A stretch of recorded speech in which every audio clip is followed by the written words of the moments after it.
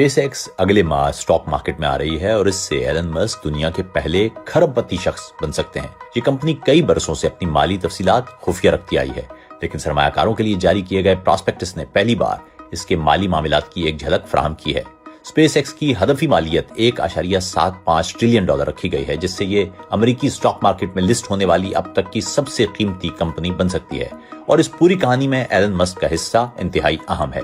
Musk company के 42% हिस्से के मालिक हैं, जबकि खुसूसी क्लास बी शेयर्स की बदौलत उनके पास कंपनी के 85% वोटिंग इख्तियारात भी मौजूद हैं। लेकिन सवाल यह है कि वो खरबपति कैसे बन सकते हैं।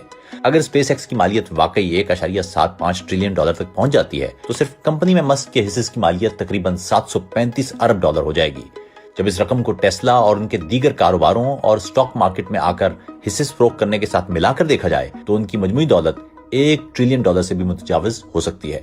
अलबत्ता ये बात याद रखना चाहिए कि मस्क की दौलत बराह रास्त हिस्से की कीमतों से मुंसलिक है, इसलिए ये आदादोशुमार वक्त के साथ तब्दील हो सकते हैं। रिपोर्ट्स के मुताबिक स्पेस एक्स कंपनी 75 से 80 अरब डॉलर तक सरमाया इकट्ठा करने का इरादा भी रखती है। अगर ऐसा हुआ तो ये सन 2019 में 29 अरब डॉलर इकट्ठा करने वाली सऊदी अरामको का रिकॉर्ड बआसानी तोड़ देगी। इस कंपनी की गुज़िश्ता साल की आमदनी 18.7 अरब डॉलर रही, जो सन 2024 के मुकाबले में 33% ज्यादा है। ताहम इसके नुकसानात में भी इजाफा हुआ है। सिर्फ सन 2026 के पहले 3 माह के दौरान स्पेस एक्स को 4.27 अरब डॉलर का नुकसान बर्दाश्त करना पड़ा।